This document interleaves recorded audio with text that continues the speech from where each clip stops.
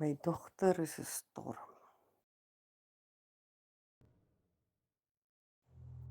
My dogter Anna is die afgelope 5 jaar in selektiewe storm.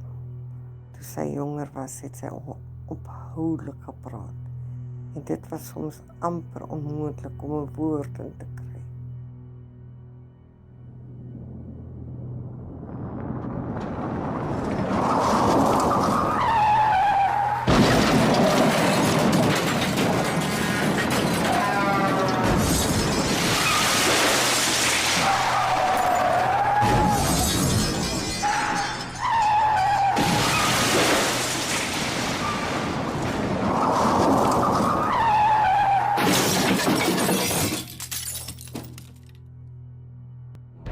Sy het stom geword nadat sy gesien het hoe haar tweelingbroer na 'n motorongeluk ontplof is.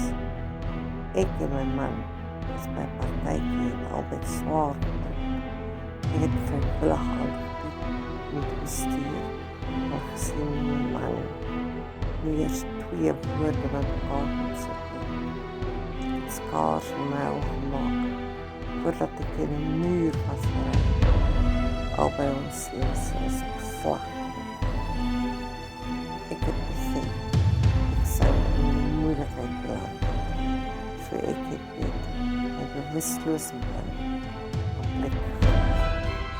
Anna se gedagtes, een van haar vlees koppel, was goed en direct naast.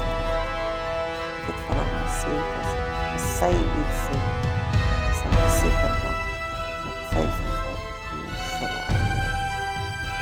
Gelukkig het my man in die val opgehou en is die gemeenskap gespoord en eerlijk trommelstraat vrygesprong. Anna het nooit nog wat gesê. Dis by het reggemeen trauma na broers en sisters gesien sterk. Vandag is ons by Anna's skool ingaan en daar die 2 polisiebeamptes daar wag.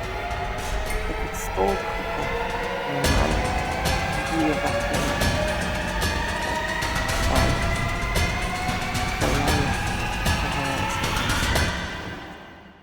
Ek was by woede onderdruk toe Anna weg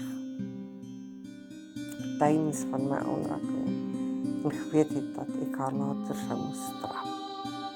My oë was betrek na die knieëspikke waar Anna sy liggaam bedek het en was verlig dat die owerheid selde die moeder daarvan verdink het dat sy die mishandelende ouer was.